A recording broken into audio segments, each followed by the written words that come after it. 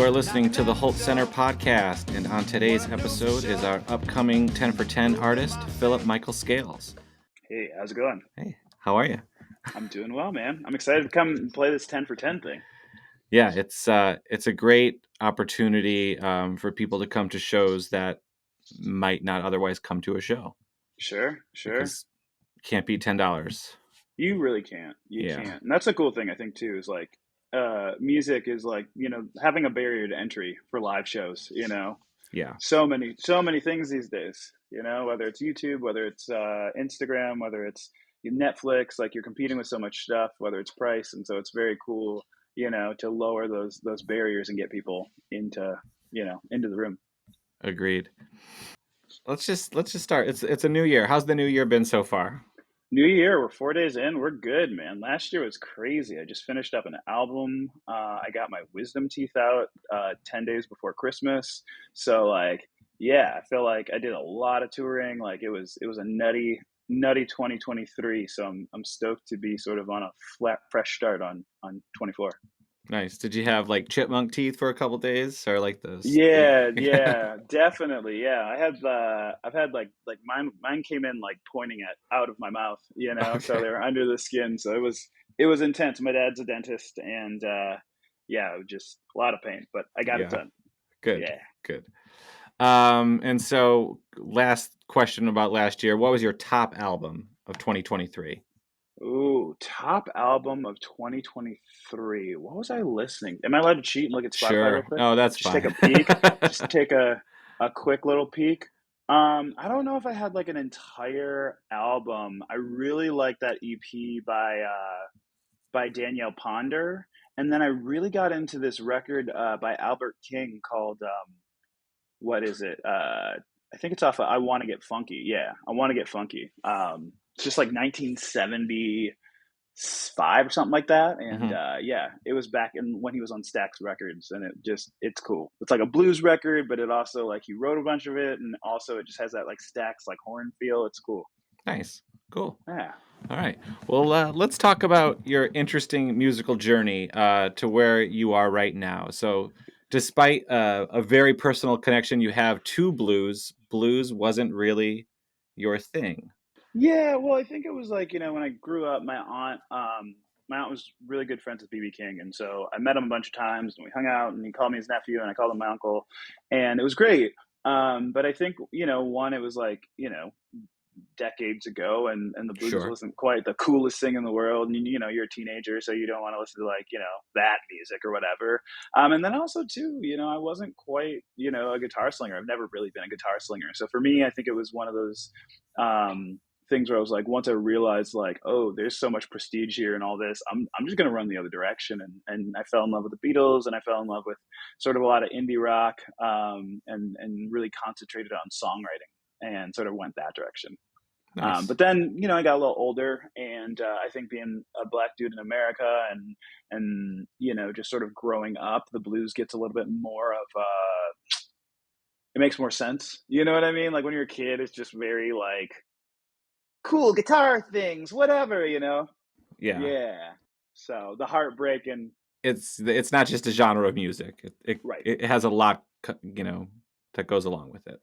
Absolutely. And yeah, I feel like now, I've had something to add to it. I had a tune on my last album called What Will They Say When They Put Me in My Grave, which is kind of like about legacy and like how people came before me, who came before me and how, that plays into my life. And yeah, I think I couldn't have written that song when I was 12 or 13, Sure. First albums tend to be kind of a long time coming and deeply personal. So where did your first album come from? Oh man, this first album under the name Phillip-Michael Scales, I've been writing a lot of records since I was like 13. So my first full length under my own name was called Singer-Songwriter. And I was approached by a label in France and they wanted to put together a record. And so it was like, they're a blues label. And so like I kind of put together some of my tunes and it was kind of an amalgamation of like singles I had sort of put out over the years, plus a couple extra sort of new songs. So it was definitely a personal record, for sure.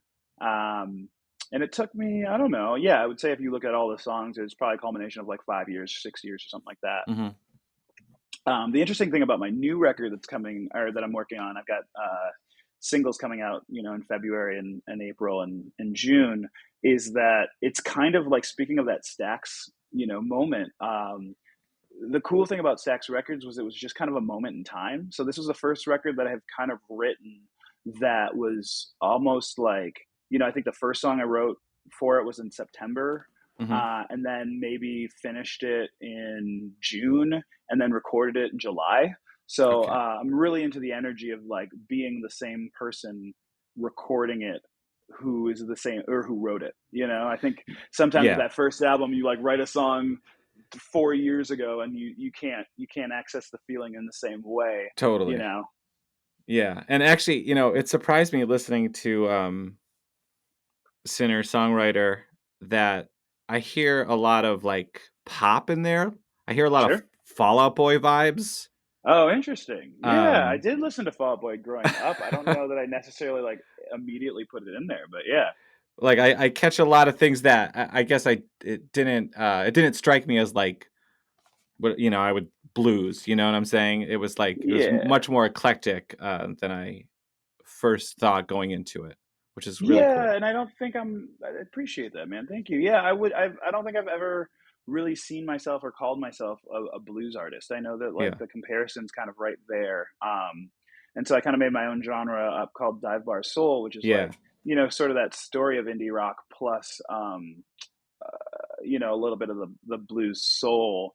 But yeah, there's definitely a lot of influences there that aren't just necessarily that. I kind of grew up listening to musical theater and, like I said, songwriting, and to me, songs I feel like are kind of just like people, right? So if you have really Mhm. beautiful people, they look really good in whatever you put them in, whether it's a tracksuit or a tuxedo or, a pair of jeans. And then you have other people where, like they need to stay in their lanes, and it's kind of just like that one Yeah. that, like this is my look, and I got to keep to my look, and like that's how I do it.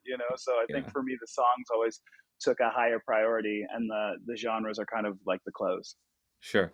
And so these new tracks, you were saying that you're writing and recording them at a quicker rate, so you're getting that final product closer to when you actually wrote it, and it has a beautiful like Motown vibe. Or you were talking about stacks. Um, Yeah, I think there's a bit of that for sure right now. yeah, it's really smooth sounding. Uh, I'm really into oh my and Better Than You a lot.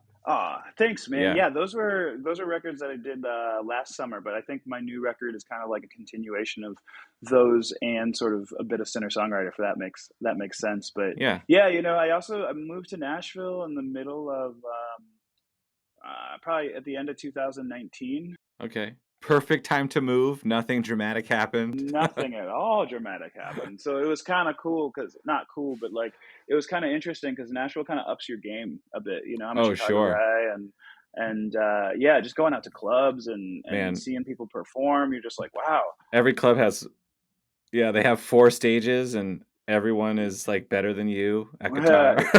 yeah, and everybody's really nice and supportive. So it's been Yeah, nice to sort of like definitely been to shows and been like, all right, I guess I'm gonna go home and practice. yeah. It's So Nashville's pretty crazy like that.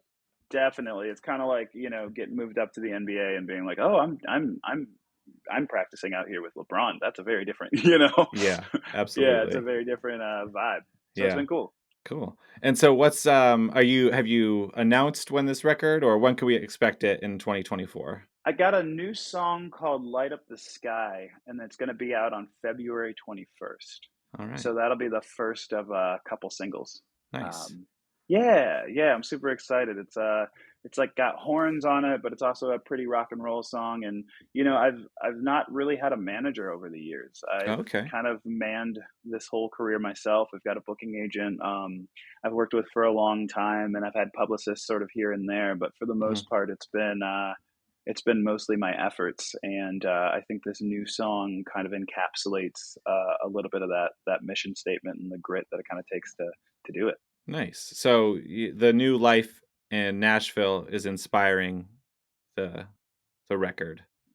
Yeah, I think everything kind of inspires it. I think musically it definitely is. I think that, the cool thing about being in Nashville is you have access to better musicians, better producers, better, just more people in general. It's funny because, you like, oh, I need a bass player. And they're like, oh, cool. What kind of music is it? And you're in Chicago and they're like, oh, okay, these three dudes play bass or these couple guys play bass, but like when you're in Mhm. Nashville, you're like, oh, it's a soul record. And they're like, oh, okay. Is it like Stax or Motown? Because those are two different phone calls. Sure. yeah. Very So specific.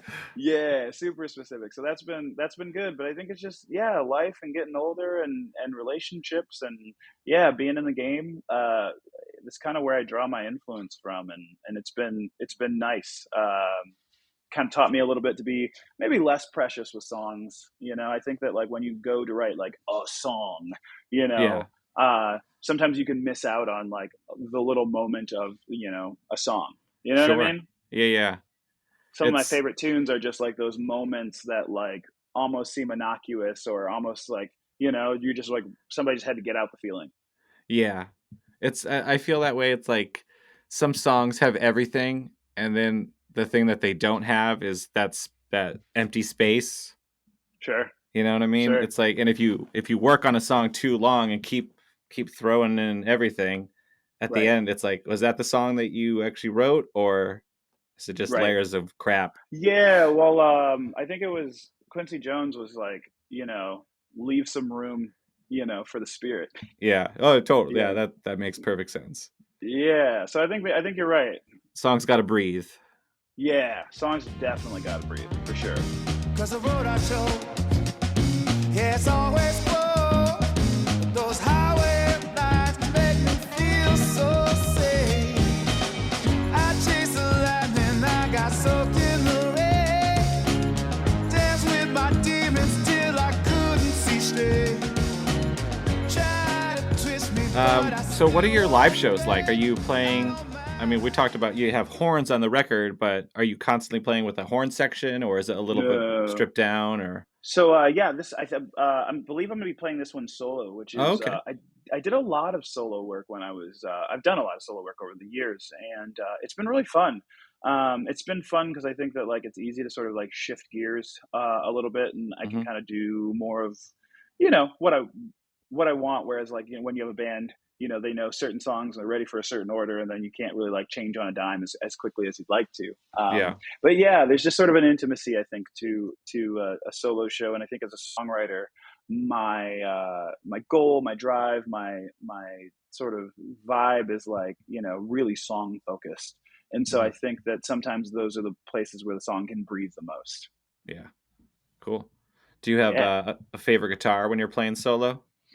Oh man, I keep toggling between these two. I got a Strat and I got a 339, which is like a hollow body, and so Okay, I kind of toggle between the two of those. But I do a fair amount of acoustic tunes, and then I just built this rubber bridge guitar, um, and I really like the way that one sounds too. I basically took out a bridge of a guitar and I put rubber bridge in it, so it kind of sounds like thumpy and dead.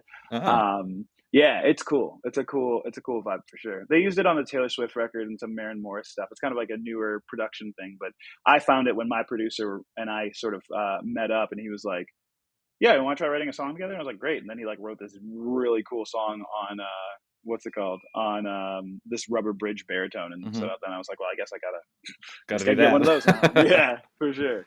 You got a favorite song to play?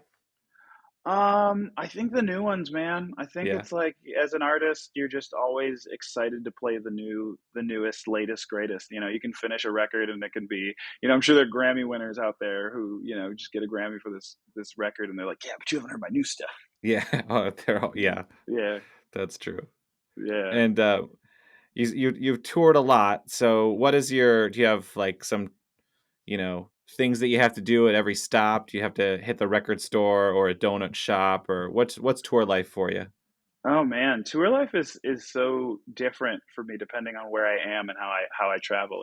Like if it's a solo run, it's a lot less. It's a lot more sort of like up to me. I try to find a coffee shop. That's kind of always the first like sort of order of business is finding out the coffee shop, and then Mhm. yeah, I just like to like poke around the town. If there's like a good bookstore, that's definitely in my list of things to do. But yeah, just like to get to the venue and kind of get a sense of the city, find some good food, and hang out and chat. Nice. I've never been to Eugene, so I'm super excited to come down. Yeah, we're excited to have you. I think I'm just excited to get out there, and I think that if you're hearing this before the show, I would love nothing more than for you to bring a friend, and you heard him on a podcast, and yeah, let's make this relationship real and shake hands in person. Sounds good. Awesome.